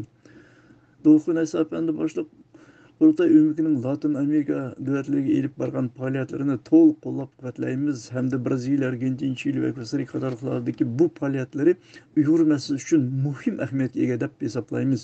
Chunki Xitoyning irqiy qirg'inchilik siyosati xalqaro qancha ko'p anlatilsa, shuncha ko'p Uyg'ur masalasini BTT qatorliqlarda ilgari surishga foydasi bo'ladi. 20 iyun kuni 19 günü Çexiya poytaxti Pragada Dünya Uyghur Qurultayı İcra Komitetining muavin raisi Turg'unjon Aloviddin Efendi, DUQ Fonding raisi Abdul Ahmed Efendi ve DUQ program yetakchisi Ayollar Komiteti raisi Zumrata Erkin Xonimdan tarqib etgan bir o'mak 3 kun davomida resim ko'rgazmasi o'tkazdi. Hamda 20 günü Praga'ga xalqaro tanilgan siyosiy DUQ raisi Efendi kelib Avrupa'daki nöbetlik faaliyetini devamlaştırdı. Aslında bu resim ko'rgazmasi Şinjan sakçı hücretlerinin atılmış Şinjan sakçı hücretlerinin asas kılıp yasalgan foto hücretlerden tarkib tapıdı ve intayin ta'sir karakterge ega. En muhimi mazkur resim ko'rgazmasi faaliyeti Amerika'nın Çexiyadaki elçixonasining qo'llashi bilan ilib berilgan. Aferin. Şunu görmesek bo'lmaydi ki keyingi vaqtda Dolqun Aysa Efendi rahbarligi Dünya Uyghur Qurultayıning faoliyatlariga xalqaro qudratli va demokratik Amerika, Angliya qatorliqlarning elchixonalari, ta'sirli siyosatchilari bevosita diplomatik qo'l qanoti bo'lmoqda. Mazkur pakt Dünya Uyghur Qurultayıning zamonaviy xalqaro Uyg'ur milliy ozodlik harakatidagi yo'lboshchilik rolini e'tirof qilishidan va Aldın göre siyasyon Dolqun Aysa Efendi'nin xalqaro Uyg'ur milliy ozodlik harakatidagi liderlik roldan derak berdi. Turg'unjon Aloviddin Efendi, Abdul Ahmed Efendi ve Zumrata Erkin Xonimning muxbirlarga bergan suhbatlarga qaraganda mazkur resim ko'rgazmasiga nisbatan Chexiya xalqining inkosi yaxshi bo'lgan. Ma'lumki, demokratik Chexiya parlamenti bosqinchi Xitoyning Uyg'uristonda Sharqiston tip yerli xalqlar Uyg'urlar asos qilgan siyosatni irqiy qirg'inchilik va insoniyatga qarshi jinoyat deb qaror olgan bo'lsa-mu, teg'icha Xitoyga amaliy besim ishlatishga yetarli harakat qilmadi. Shunga Chexiya xalqi Xitoyning Uyg'urlarga qaratgan irqiy qirg'inchilik haqida yana hujjatli xabar topsa, u chog'da Chexiya hukumatiga har xil usullar bilan besim ishlatib, uni Xitoyga qarshi yetarli tadbir qo'llanishini talab qilishi mumkin. 20 günü DUQ raisi Dolqun Aysa Efendi Chexiya parlamentida Uyg'ur masalasi doirasida bir yurish faoliyat ilib borgan. Mazkur faoliyatlarga Zumrata Erkin Xonim va DUQning programma Pragada turishliq Sharq Yevropa maslahatini Sveta Xonim ishtirok qilgan. Qurultay raisi Dolqun Aysa Efendi Chexiyaning ba'zi hukumat xodimlari va parlament a'zolari bilan uchrashganda Uyg'ur masalasi bilan birga yana 2023 yil oktyabrda Chexiya parlamentida o'tkazilgan Uyg'ur irqiy qirg'inchiligi to'g'risida yana bir qatim guvohlik berish yig'ini haqida suhbatlashib, o'rtaq qarorga kelgan. Ashkallah, demokratik Chexiya hukumatiga minnatdorligimizni bildiramiz. Shuni atab o'tish zarurki, Qurultay raisi Dolqun Efendi boshliq hay'atning Chexiyadagi faoliyatlarining natijasi tez unum berdi. Masalan, Pragdagi nopuzliq davr gazeti 20 kuni Qurultay raisi Dolqun Efendining 22 kuni Zumrata Erkin Xonimning gazetini ziyorat qilganda Uyg'ur masalasi to'g'riliq suhbatlardan xatirlarni e'lon qilib, bellik ta'sir qo'zg'adi Chexiyada. Uning ustiga Chexiya parlamentining tashqi ishlar komiteti 23 kuni Uyg'ur masalasiga oid bir qaror loyihasini ma'qulladi. Qarorda hokimiyatlar Xitoyning Uyg'urlarga tutgan irqiy qirg'inchilik va insoniyatga qarshi jinoyat siyosatini tanqid qilgan hamda Chexiya hukumatidan Xitoy bilan bo'lgan munosabatni qayta qarab chiqishni talab qilgan. Aferin. 15 günü Amerika'daki siyasyon Ömer Kanat Efendi reisligidagi Uyg'ur inson huquq qurilishi tashkiloti 15 gün xalqaro Uyg'ur tili kuni munosabati bilan Instagram, Twitter qatorliq va qurultay va oid ijtimoiy taratqularda murojaat xarakteridagi videoni qurultay muavin raisi mazkur tashkilotning mas'ul xodimi Zubayra Shamsiddin xonim tarafidan e'lon qilindi. Mazkur tashkilot video orqali mustabid Xitoyning irqiy qirg'inchilik va madaniy ruhiy genosid siyosatining oqibatidan yo'qolish xavfiga duch kelgan qadimki madaniyatga va yoziqlarga ega Uyg'ur tilini qo'g'dashga, saqlab qolishga chaqirdi. Aferin.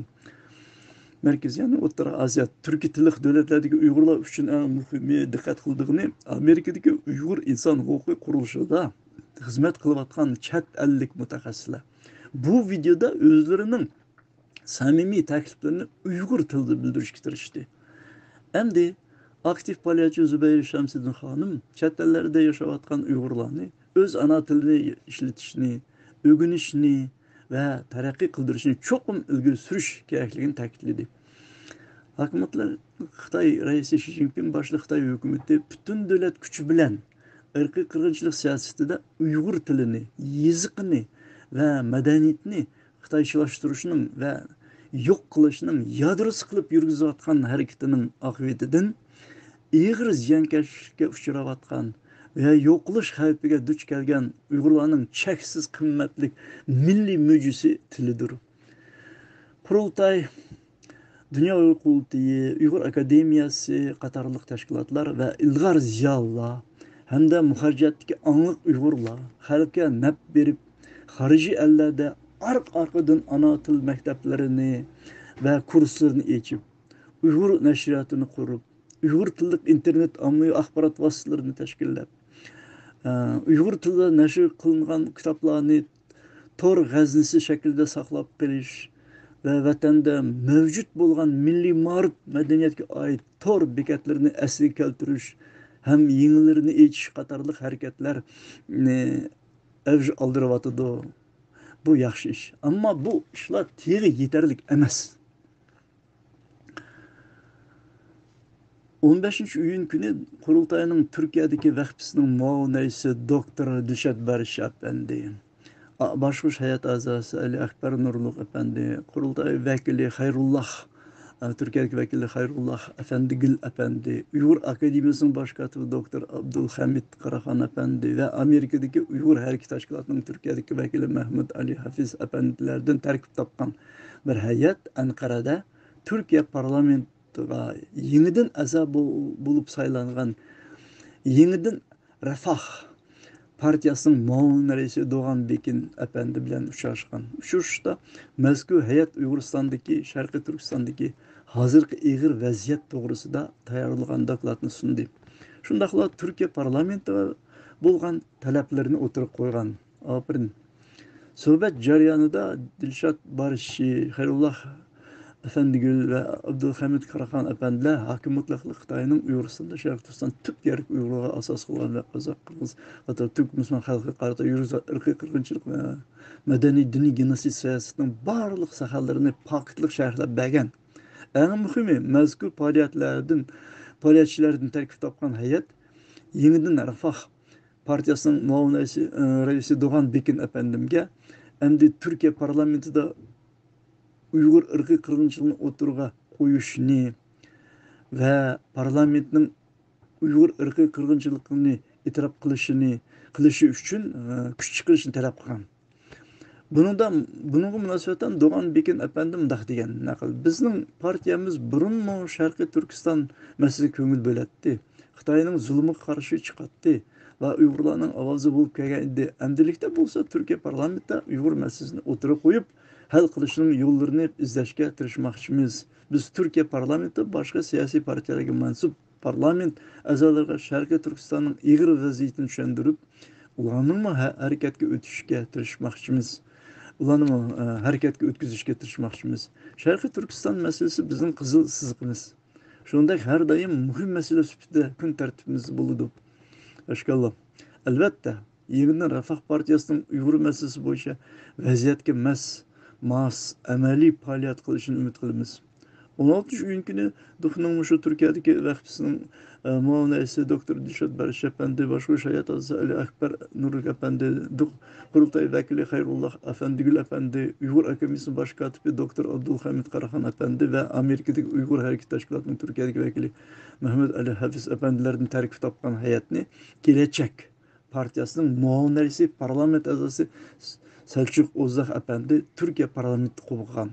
Selçuk Ozdağ efendigimi mazkur heyet navbatdagi qitim Xitoyning Uyg'uristonda Sharq Turkistondagi yurgizayotgan irqiy qirg'inchilik ve madaniy siyosatining barliq sohalarini pokitlik sharhlab bergan. Shundaqla bu heyet endilikda Selçuk Ozdağ efendimga Türkiye parlamentida Uyghur irqiy qirg'inchiligini o'tirib qo'yishini ve parlamentning Uyghur irqiy qirg'inchiligini e'tirof qilishi uchun kuch chiqishni talab qilgan. O'z navbatida Gelecek Partiyaning muavin raisi Selçuk Ozdağ efendi mundaq degan naql. Biz hozirga qadar Uyg'urlarning ovozi, quloqi, vijdoni ve ko'zi bo'lishga tirishdik.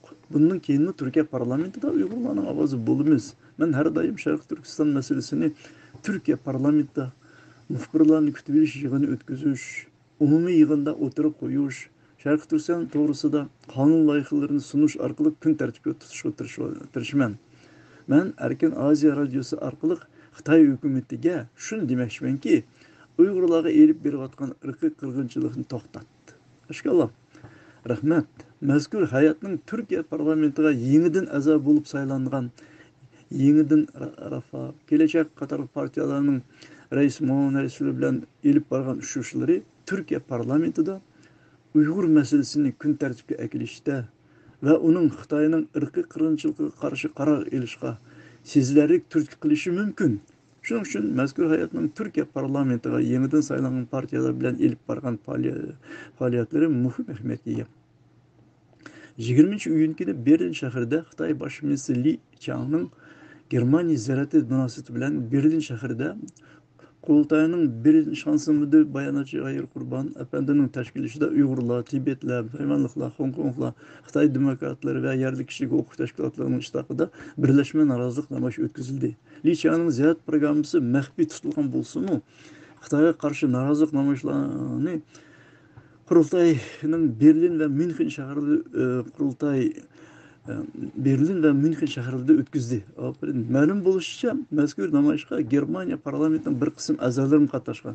Şunu təkrar lazım ki 19-cu iyun günü Xitay baş ministri Li Qiang'ın Germaniya ziyarəti münasibəti bilan məzkur təşkilatlar Germaniya baş ministri Olaf Scholz'a xitaben birləşmə bəyanat elan qıldı. Bəyanatın Uyğurlarga münasibət qismida Germaniya hökumətinin Xitayını insaniyyət qarşı cinayətləri və irqi qırğınçılıqlara dərhal xatim verişkə, Uyg'urlarning tili, dini, madaniyatini yo'qotish siyosatidan voz kechishga chaqirish, turma va jazo lagerlaridagi barliq tutqunlarni darhol qo'yib berish uchun Xitoyga besim ishlatish qatorliq talablar qo'yilgan. Endi Xitoy bosh ministri Li Qiang 20-iyun kuni oqshimi Bavariya o'lkasining markazi Münxen shahriga kelib, Bavariya reisning ziyofatiga kelishi munosabatan Qurultay, Dunyo qurultayi, Yevropa birligi qatorliq tashkilotlarning tashkillashida Münxen shahridagi Uyg'urlar Li Qiang'a qarshi zo'r norozilik namoyishi o'tkazdi. 200 Xitoy o'zining Germaniya bilan bo'lgan Yevropadagi eng ko'p miqdordagi, ya'ni 300 milliard dollardan ortiq to'lay aylimini saqlab qolish va tegim tarq qilishni hamda Dunyo qurultayining bosh shtabini Germaniyadan qisib chiqarishni maqsad qilib harakat qilayotgan bir mezgilda Berlin və Münxen şəhərlərində Xitay baş ministri Li Qiang'a qarşı kən ko'lamlik birləşmə narazılıq namoyishlarının, şu cümlədən bir qism Germaniya parlament a'zolarining qatnashishida o'tkazilishinin ijobiy aqibati bo'lishi obyektiv hodisa. 20-iyun kuni Paris shahridagi Dilnur Rayhon xonim müdürlüğündeki Avrupa Uygur İnstitutu, Uniqlo, Zara, Skechers qatorliq şirketlerini Uygur elideki irqiy qirg'inchilik ve mecburi emgakka bağlanışlık bo'lganligi uchun sotqa topshirgan. Alqishlaymiz. Bu qitim sotqa topshirilgan shirkatlarning munosabatli xodimlari o'z shirkatlarining mecburi emgakka bağlanışlık ekanligini qat'iy rad qilgan. Tabiiy. Paris sotining qandaq yakun bilan oxirlashadiganligidan qat'iy nazar mazkur vaqa Angliya, Argentina, Kanada sotlariga o'xshash ta'sir sodir qilib, Xitoyning irqiy qirg'inchilik siyosatini to'xtatish uchun muhim ahamiyatga ega. 29-iyun kuni Erkin Aziya radiosi doktor qatorliq bergan xabarlarga asoslansak, Paris shahridagi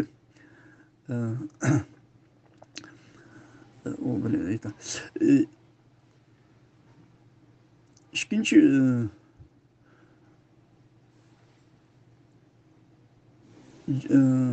Cenevada chaqirgan xalqaro diniy erkinlik tashkiloti qurilganining 30 yilligini xatirlash yig'inida Dunyo Uyg'ur qurultayi raisi Dolqisa Apandi taklif bilan qatnashgan bu yig'inga. Mazkur yig'inda bir qism davlatlarning Cenevada turuvchi diplomatlari, BDTning munosabatli xodimlari, har qaysi dinlarga mansub tashkilotlarning vakillari va xalqaro inson huquqi tashkilotlarining mas'ullaridan bo'lib ko'p sonda kishi ishtirok qilgan. Dolqisa Apandi yig'inning ichilish va yepilish marosimida 2 qatim nutq so'zlagan. Bu 29-iyun günü bu atılmış. Yığında kılgan sözde Dolqun Səfəndə Uyğurlar birinci 30-iyun günü bu atkan. Yani 28 Qurban Heyit günü bo'layotgan işte. Yig'inda kelgan qilgan so'zida Do'qo'z apandi Uyg'urlar uchrayotgan irqiy qirg'inchilik jumladan diniy bostirishni nuqtliq bayon qilgan. Undaq degan. Bugun Qurban Heyit. Mushu fursatda men butun dunyo musulmonlarining Qurban Heyitini muboraklayman. İkinci yeri shuki, Sharqiy Turkistondagi Uyg'ur, Qozoq va boshqa musulmon xalqlar o'zlarining Qurban Heyitini oshkora va kollektiv holda qutlug'lash imkoniyatiga erisholmadi. Ularning bu aqlli insoniy huquqi Xitoy hokimiyati tarafidan tortib olindi. Sharqiy Turkistondagi Uyg'ur va boshqa musulmon xalqlarning diniy e'tiqod erkinligi ularning milliy mavjudligi bilan intayin zich munosabatlik. Xitoy hokimiyati uzun yillardan buyon davom qildirayotgan irqiy qirg'inchilik harakatida xalqimizning milliy kimligi, madaniyati va diniy e'tiqodini yo'qotishni asosiy nishon qilib keldi. 2014-yildan buyon Xitoy hokimiyati qattiq bostirish siyosatini ijro qilish jarayonida normal diniy faoliyatlarning hammasini radikallikqa va terrorizmga bog'lab, xalqimizning normal diniy faoliyatlarini cheklaydigan qonunlarni tuzib chiqdi. Diniy faoliyat bilan shug'ullanuvchilarni avtomatik holda jinoyat kategoriyasiga kirgizib jazoladi. Masalan, Qur'oni Karimni saqlaganlar, soqol qo'yganlar, yog'liq artganlar, ro'za tutganlar, haj qilganlar, farzandlariga musulmoncha ism qo'yganlarning hammasini avtomatik holda jinoyatchi deb bekitib, turmalarga, jazo lagerlariga va majburiy emgak maydonlariga qamadi. Xitoyning bu xil davlat terrorizmi siyosati Sharqiy Turkiston xalqida zo'r darajada qo'rqinch va andisha paydo qildi. Bu sababdan ular o'zlarining milliy va diniy kimligini oshkorlashdanmi qo'rqadigan holga tushib qoldi. Men bu gaplarning hammasini yig'inga dedim. Ashkallah. Shundaqla Do'qo'z apandi qilgan so'zda Xitoy yurgizayotgan bir qator cheklash siyosatlarining Uyg'urlarning milliy madaniyati va diniy e'tiqodini yo'qotishni asosiy nishon qilganligini, buni chet ellardagi mustaqil tadqiqotchilarning dalillab chiqqanligini ta'kidlab o'tgan hamda ularning egilgan ma'lumotni dalil keltirib, 2017-yildan buyon Sharqiy Turkistonda hukumat tarafidan chiqib etilgan yoki vayron qilib etilgan masjidlarning 16 mingga yetib borganligini, butunlay chiqib tuzitib etilgan masjidlar bo'lsa 8,5 mingdan oshganligini faktlik izohlab bergan. Do'qo'z apandi bu yig'inda yana o'tgan bir qancha yilda ko'plagan diniy o'limalarning radikallikni targ'ib qildi degan bo'xton bilan qamoq jazosiga hukm qilinganligini, Amerikadagi Uyg'ur kishilik huquq qurilishining bu haqda e'lon qilgan dokladida 2014-yildan buyon 1046 nafar diniy o'limaning yuqorqi jinoyat bilan jazolanganligining ma'lum bo'lganligini o'tirib qo'ygan. Do'qo'z apandi yig'inda qilgan so'zida dunyo jamoatchiligini Xitoyning Sharqiy Turkistonda yurgizayotgan irqiy qirg'inchilik va diniy zulmni to'xtatish uchun tirishchanlik ko'rsatishga chaqirgan. Do'qo'z apandining mazkur xalqaro yig'inda elib borgan faoliyati Uyg'ur masalasini xalqaro kun tartibida tutib turish va hokimiyatlik Xitoyga dunyo jamoatchiligining besimini ishlatishni qo'lga keltirish uchun muhim ahamiyatga ega. Üçüncü qism oxirgi Xitoyning Yunidagi Uyg'uristondagi irqiy qirg'inchilik siyosatining ba'zi alohidliklari. Birinchi, Erkin Azar Radyosu doktori Şinjan Gizli Tangrizaq Tori qatorliqlarning iyun oyidagi xabarlarga asoslansak, Uyg'ur avtonom rayonida Xitoy Kompartiya partkomining sekretari, ya'ni Uyg'uristonning Sharqiy Turkistonning yakka xo'jayini Ma Xinruy Qashqarda o'tkazgan kadrlar yig'inida bunday yo'l yo'qlagan naql. Qashqarda barliq millatlar bir-biriga yo'g'rilgan ijtimoiy qurilma va mahalla muhiti barpo qilib, shahar boshqarish va ijtimoiy boshqarish saviyasini o'stirib, har millat kishilarini teg'imi zamonaviy, madaniyatlik, baxtlik va go'zal turmush quradigan muhit yoritish kerak deb ta'kidlagan. Asli Xitoy amaldorlari xos ustiga chiqqan ko'z bo'yamchi Ma Xinruyning naql Qashqarda barliq millatlar bir-biriga yo'g'rilgan ijtimoiy qurilma va mahalla muhiti barpo qilish degani necha ming yillik tarixga, shu jumladan Uyg'ur davlatchiligi tarixiga ega va millatimizning madaniy markazi bo'lgan Qashqar shahrida va viloyatda teg'icha ko'p sonni tashkil qilayotgan Uyg'urlarni jismoniy va madaniy majburiy assimilyatsiya qilish, islom dinini xitoychilashtirish, dinsiz etnik Xitoy nüfusunu tez köpeytiş, qatarlıq Beijing'in rahimsiz ırkı qırğınçılık ve medeni dini genosid siyasatini izchil icra qılınla deb amaldorlarga bergan yo'riqi bu. Xitoyning Osiyoga qaratgan strategik coğrafiyalik siyosatining mohiyatidan ma'lumki, bir yo'l programmasi doirasida strategiya ahamiyatga ega Qashqar shahri va havasi Janubiy, Markaziy va G'arbiy Osiyo regionlariga tutuşadigan nuqtalik joy. Dünya Kurultayı muavinesi Doktor Erkin Akram Efendi'nin ta'kidlashicha, Xitoy 2000 yılların 5'inden bu yan zamanaviylashtirish nomida Sharqiy Turkistonni, Uyg'uristonni O'rta Osiyo va Janubiy Osiyoni jalb qila oladigan rayonga aylantirish planini ijro qilishga boshlagan. Dok Tadqiqot Markazi müdiri Ma'rifatchi Abduvali Ayub Efendi'nin ta'kidlashicha, bu zamonaviylashtirish nomida Kommunistik Xitoy hukumati muqaddas Qashqardagi Uyg'urlarning tarixiy izlarini o'chirish va bu shaharni xitoylashtirishni maqsad qilgan ekan. Umuman bosqinchi va rahimsiz Xitoy hukumati Qashqar shahrida va Qashqaryada qadimki va klassik madaniyatga ega Uyg'ur millatining milliy kimligini yo'qotish uchun davlat kuchini ishga solib, har xil metod va usullar bilan harakat qilyotidi. Mazkur xitoychilashtirish vaziyatida yana haydaqchilik qilish uchun Mashirun 25-iyun kuni Urumchidagi Oliy universitetni tekshirish jarayonida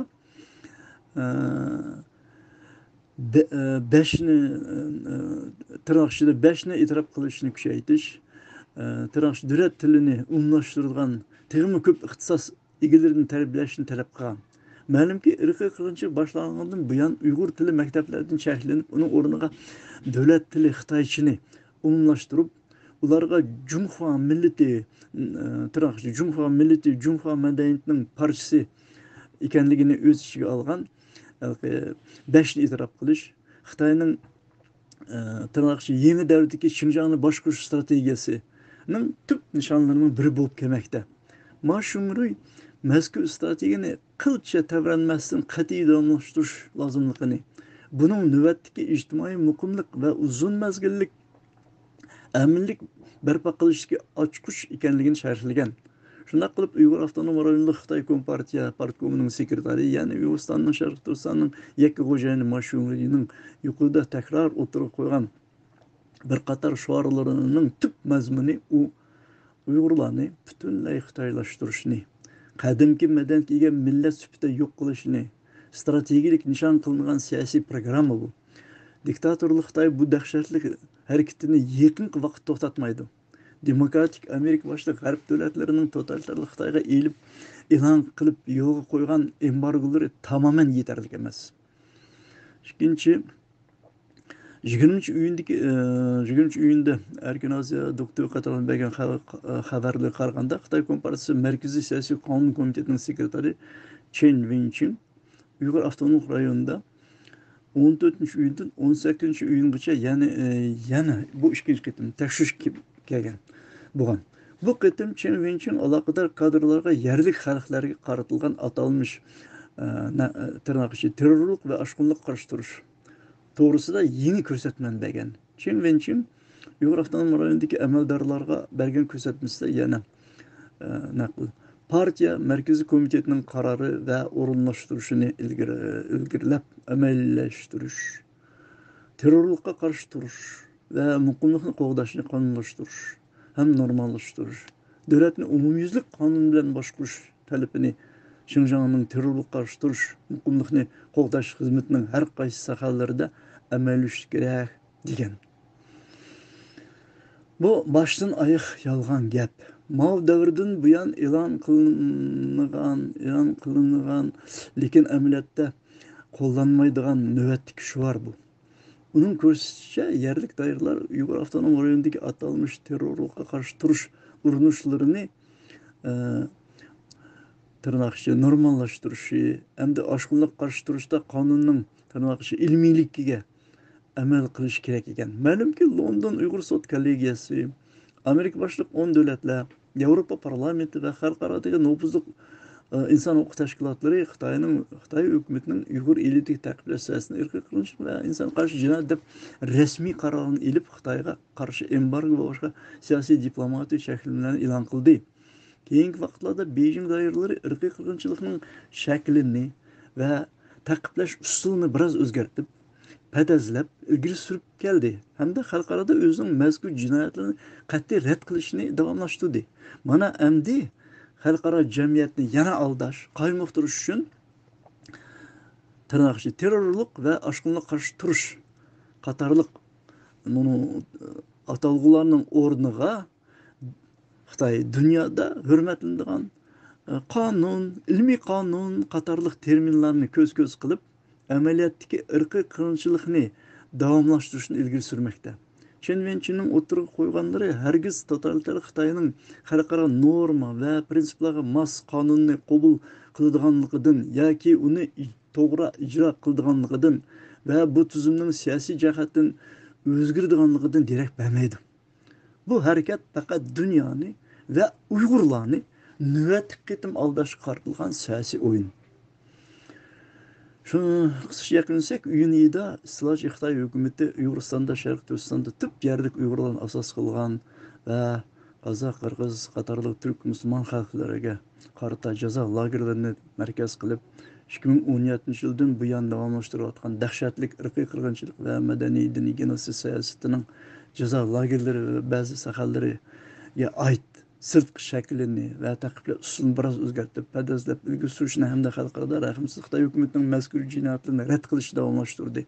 Amma ırqi qırğınçılıq yürgüsü bilən bir vaqtda Uyğur Avtonom Rayonluq Partkom sekretari Ma Şungruyunun rəhbərligində tırnaqçı mədəniyyət bilan ozuqlandırışda, Cumhur kimligini itiraf qilishda, texmi ijobiy natija qo'lga keltirish va Cumhur milletleri ortak gavisi eni barpo qilish qatorliq millatimizning milliy kimligini yo'q qilishga qaratilgan harakatini teg'icha avj oldiryotidi. O'ylaymanki, Amerika boshqa g'arb davlatlarining demokratiya, universal inson huquqiy qatorliq qimmat qarashlarining o'rniga hokim mutlaqlik, Xitoy markazlik yangi siyosiy qutb qurishni yo'shin maqsad qilib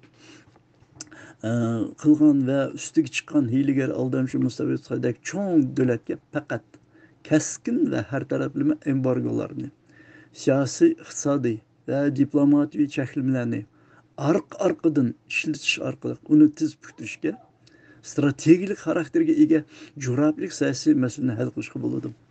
Rahmat, tamam, kunimiz xayrli bo'lsin.